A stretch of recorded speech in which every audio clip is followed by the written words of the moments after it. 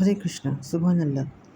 Now, the concept of Parabrahman, if it is beyond our senses, then some asks the question that if you consider Krishna as that supreme Parabrahman and you simultaneously ask and simultaneously tell that Parabrahman is beyond our senses, then these two things are contradictory, right?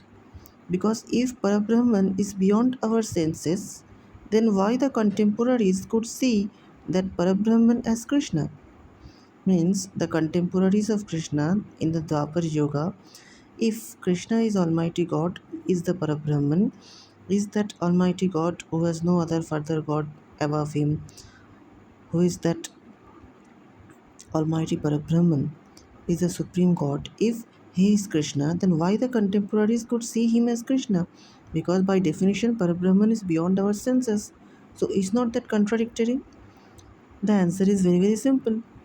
Because Parabrahman is Krishna, and Krishna himself has stated in Bhagavad Gita that this knowledge is unchangeable, that this knowledge is avyaya, and according to the knowledge of Bhagavad Gita chapter 4, the vision and the birth of Krishna, all these things are divine.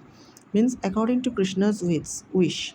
Means the vision of Krishna, as I am seeing Krishna, it is just a false interpretation of my faulty eye and not like that for seeing something materialistic. Now, this is according to Krishna's wish, right? Now, you may ask, but this cannot satisfy your quench of thirst, right? Now, I can give you an example.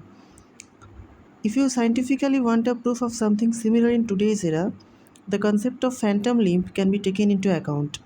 Now, in this case, you feel and even in fact can feel well without the presence of that sensory organ or the indriya. What is the skin of the phantom limb? What is the concept of phantom limb? You can Google it. It is in this case, suppose you have lost one of your limb, one of your lower leg in an accident. Suppose you have lost your left leg in an accident. Now, after a certain period, you feel your skin of left leg is itching. You are feeling it, but actually you have no left leg. But how can you feel it? Means the sensory organ here is absent. Means there is no sense. There is no stimulation of the nerve endings, right? By the sense. But in your brain is interpreting as that sense, the sense is present, and you can feel the pain or you can feel the itching coming from the skin of that left limb.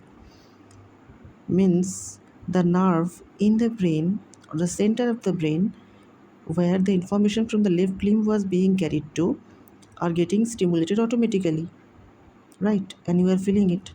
So even without, how is this possible? Right? Without the limb, how is this possible?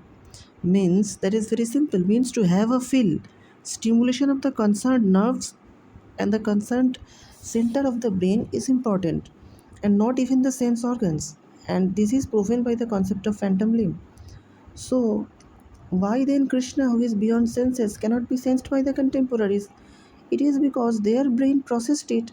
And Krishna, according to Krishna's wish, their brain was stimulated. The center of the brain responsible for vision was stimulated without actually the sense, without actually the vision of him.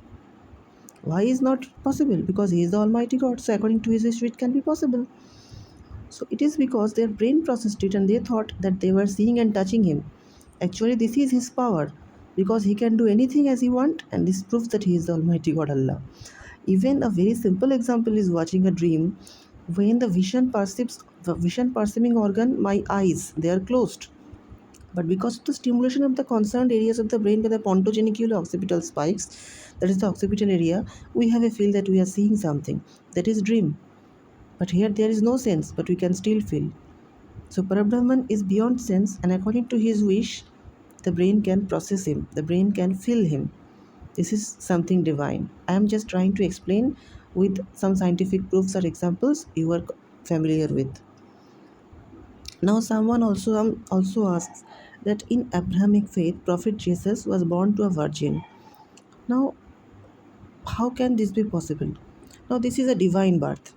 Now these concepts have also been seen in Sanatan Dharma. Like Draupadi, she was born from the fire of sacrifice. That in all the avatar, Narayan's birth it is divine. As I have stated previously, that in Gita, Bhagavad Gita, chapter number 4, Krishna states that all his births they are divine.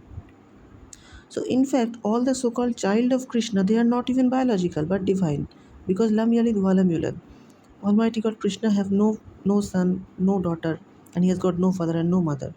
So all that these things are divine, means according to his wish and not according to his biological intervention, right? Now Prophet Jesus has been called Prophet Jesus has been called the Son of God. Now this is not something biological son. This is not something biological son. According to Brahman's wish, Prophet Jesus was born. So it is a Sankalpa son, means a divine son. Now, I cannot explain what is divine son just apart from naming the term divine or the birth of that person divine, but I can give you a similar present day example from the field of science, where even without the intervention of a male counterpart, a creature can be born in a in a species where sexual reproduction is common. And that is very common and familiar.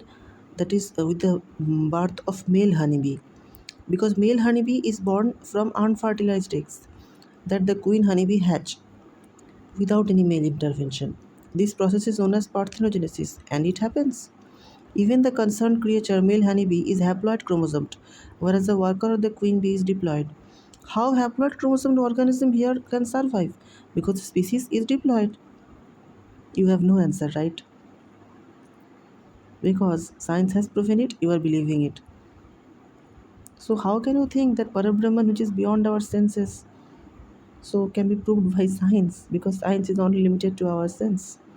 So please have some faith and belief. Subhanallah, Hare Krishna.